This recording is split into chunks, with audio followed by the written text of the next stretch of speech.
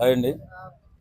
పేర్ని నాని మళ్ళీ ఈరోజు ఒక మీటింగ్ లో అన్నాడు అమరావతి గుర్తొచ్చి దాని గురించి స్పెషల్ గా మాట్లాడాల్సిన అవసరం లేదు అన్నాడు. ఉమ్. దాని గురించి ఏమంటారు? ఇప్పుడు ఏదైనా శుభం పలకరా అంటే అశుభం పలికే దాంట్లో ముందుంటారు వైసీపీ నాయకులు. ఇప్పుడు అమరావతి ఎందుకు మునిగిపోతే, అమరావతి మునిగిపోయేలాగా ఉంటే అక్కడ ఉన్నటువంటి 26 గ్రామాలు 28 గ్రామాలు ఉన్నాయి కదా, అవి ఎప్పుడో మునిగిపోయాయి. అవి ఎప్పటి నుంచో చరిత్రలో కూడా ఉన్నాయి ఆ గ్రామాలు మునిగిపోకుండా.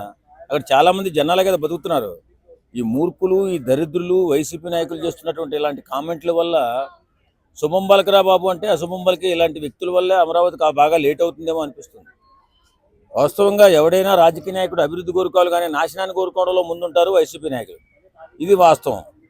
నాశనం కాకపోతే ప్రజావేదికని, ప్రజా సొమ్ము పెట్టి కట్టినటువంటి ప్రజావేదికని అధికారం వచ్చిన తొలినాళ్ళలోనే కూల్చిపడేసినటువంటి దుర్మార్గులు, దరిద్రులు ఎవడన్నా ఉన్నారంటే వాళ్ళు వైసీపీ నాయకులు.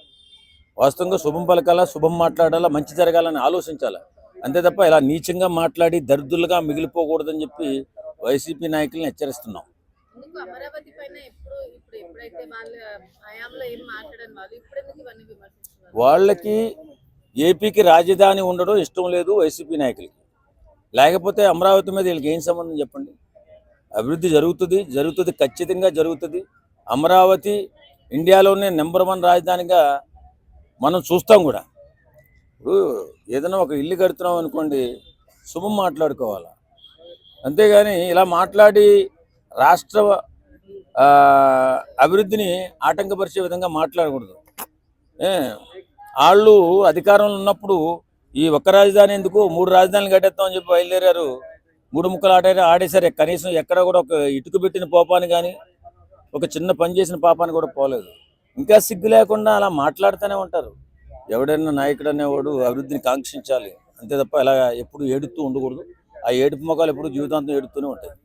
ఇంకోటి పేర్ని నాని గారు పబ్లిక్ లో ఇట్లా అనౌన్స్ చేస్తుంటే టీడీపీ దీనిపైన ఎట్లాంటి యాక్షన్స్ తీసుకుంటే బాగుంటుంది వైసీపీ వాళ్ళు? యాక్షన్ ఏం తీసుకుంటాం అంటే కుక్కలు అరుస్తూనే ఉంటాయి. వాటి మీద యాక్షన్ తీసుకుంటూ పోవాలంటే చాలా కష్టం. ఇప్పుడు వాళ్ళకి మానవత్వం లేనటువంటి వ్యక్తులు, అభివృద్ధిని చూడలేనటువంటి దుష్టులు ఏం చేస్తారో ఏం మాట్లాడతారో వారికే తెలియదు. కేవలం ఈవేళ ఆంధ్రప్రదేశ్కి రాజధానికి కావాలి. రాజధానికి కేంద్ర ప్రభుత్వం సహకారం అద్భుతంగా ఉంది. ఇలాంటి సమయంలో కొంచెం ఎక్కువగా ఫండింగ్ వచ్చి రాజధాని అభివృద్ధి చెందితే చుట్టుపక్కల 3 జిల్లాలు గుంటూరు, విజయవాడ, ఏలూరు జిల్లాలో బ్రహ్మాండంగా అభివృద్ధి చెంది మన హైదరాబాద్ అంత రాజధానిగా తయారయ్యే అవకాశం ఉంది సిఆర్డిఏ పరిధిలో. ఇవేం తెలుసుకోరు, ఏం పడితే మాట్లాడేస్తారు. మాట్లాడేసి అదిగో ఇదిగో అని చెప్పి ఏవేవో మాయమాటలు చెప్పి అప్పుడైతే అధికారంలో వచ్చారు. వాళ్ళ తండ్రి మీద ఉన్నటువంటి సానుభూతితో వచ్చింది. కానీ ఈసారి జగన్మోహన్ రెడ్డి అనే వ్యక్తి రాజకీయాలకి ఇంకా దూరంగా వెళ్ళిపోయే పరిస్థితి కూడా వచ్చేస్తుంది. ఓకే అండి. ఇంకొకటి ఏంటంటే వల్లభనేని వంశీ ఫొటోస్ కొన్ని సోషల్ మీడియాలో వైరల్ అవుతున్నాయి. అన్నం తినలేని పరిస్థితిలో ఉన్నారు. సో దాని గురించి ఇప్పుడు ఏవో పార్టీలు చేసుకుంటారు మా మగవాళ్ళు అన్న తర్వాత. వాళ్ళు మేము మగవాళ్ళం అని చెప్పుకుంటుంటారు కదా. ఇప్పుడు ఉన్నవాళ్ళు అంటే తాగుబోతులనో లేదా తిరుగుబోతులని చెప్తుంటారు. వాళ్ళు మగవాళ్ళు, వాళ్ళ నాయకుడు పెద్ద మగవాడు.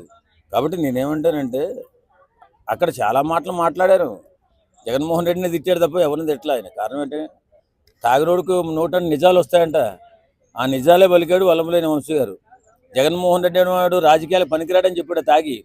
తాగి ఏ సోయలోనటువంటి ఇదిలో చెప్పేశాడు. అందరికీ తెలుసు జగన్మోహన్ రెడ్డి పరిపాలన చేత కాదు, పరిపాలన అవగాహన లేదు.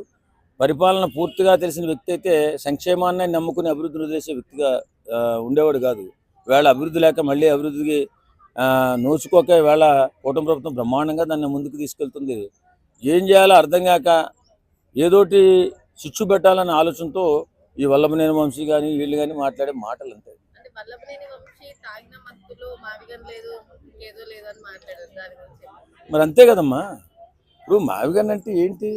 పిచ్చిగన్. అది ఆ పిచ్చిగన్ గురించి మాట్లాడకూడదు. అమరావతి ఎక్కడుంది? మావిగన్లోనే ఉంది. ఈ జగన్మోహన్ రెడ్డి చెప్పినటువంటి మావిగన్ పరిసర ప్రాంతాల్లోనే కదా ఉంది. అద్భుతమైన పేరు. అమరావతిని వదిలేసి మావిగన్ ఏంటండి? తిరగలేని తల తక్కువ వ్యక్తులు చేసే మాటలు. కాబట్టి మావిగన్ అనే పేరు దేనికన్నా ఎక్కడన్నా ఉందా? మంచి పేరు పెట్టుకుంటారు. ఏ రాష్ట్రమైనా ఒక రాష్ట్ర రాజధాని పేరు పెట్టుకోవాలంటే చక్కటి పేరు పెట్టుకుంటారు, చక్కగా పిలుచుకుంటారు, చక్కగా అభివృద్ధి చేసుకుంటారు. బిడ్డల భవిష్యత్తు అంతా కూడా రాజధానిలోనే కేంద్రీకృతమై ఉంటుంది. ఇప్పుడు ఏ తల్లిదండ్రులైనా ఏ కుటుంబ సభ్యులైనా కోరుకునేది బిడ్డల భవిష్యత్తు. వీళ్ళ భవిష్యత్తు అంతటితో ఆగిపోతుంది. బిడ్డలకు భవిష్యత్తు కావాలని పోరాటం చేస్తూ ఉంటారు. కాబట్టి బిడ్డల భవిష్యత్తుని ఆ, ఆ, చూడలేనటువంటి వ్యక్తి, అభివృద్ధిని కాంక్షించలేనటువంటి వ్యక్తి జగన్మోహన్ రెడ్డి. అతను నాయకుడిగా ఎందుకు కోరుకుంటారు? అలాగే ఏదో మామూలు ఇప్పుడు ఏదో నాయకుడికి వెంటనే మాట్లాడాలని మాట్లాడుతూ ఉంటారు. అలాంటి తాగినప్పుడు నిజాలన్నీ బయటకు వస్తుంటాయి. అందుకే వల్లభనేని వంశీ వాళ్ళ మాట్లాడాడు. పార్టీ నుంచి వాళ్ళకే వ్యతిరేకం వస్తుంది అన్న వార్తలు వస్తున్నాయి దాని గురించి. ఖచ్చితంగా వచ్చేస్తుందండి. పని చేతకొన్నవాడికి ఎవడిస్తారు పని? చక్కగా పని చేస్తే వాడికి అవకాశం ఇస్తారు. పని బాగా తెలిసేమో అని 5 సంవత్సరాలు అద్భుతమైన అవకాశం ఇచ్చాం, ఆయన చేసుకోలేకపోయాడు. దురదృష్టం.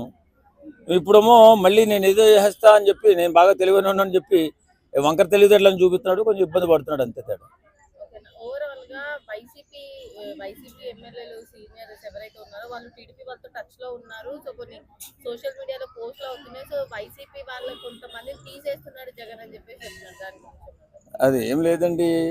ఎక్కడ పచ్చగా ఉంటే అక్కడ వచ్చేస్తుంటే రాజకీయ ఏమంటారు వీళ్ళని, ఈ రాజకీయాల్లో తిరిగేటటువంటి వ్యక్తుల్ని అక్కడ వాళ్ళకి ఫ్యూచర్ లేదంటే పక్కకి మారిపోతూ ఉంటారు. మరీ నీచంగా తయారైపోయింది రాజకీయం. కాబట్టి ఇప్పుడు వైసీపీ వాళ్ళు ఇంకా ఇంతకాలం ఉండడం నిజంగా జగన్మోహన్ రెడ్డి చేసుకున్న అదృష్టం. లేకపోతే ఇంతకాలం ఉండరు. ఆ ఉన్నటువంటి 11 మంది ఎమ్మెల్యేలు కూడా 10 మంది వచ్చేసిన జగన్మోహన్ రెడ్డి ఒకటే మిగిలిన. వీళ్ళకి సంస్కారం ఉంది కూటమి ప్రభుత్వానికి.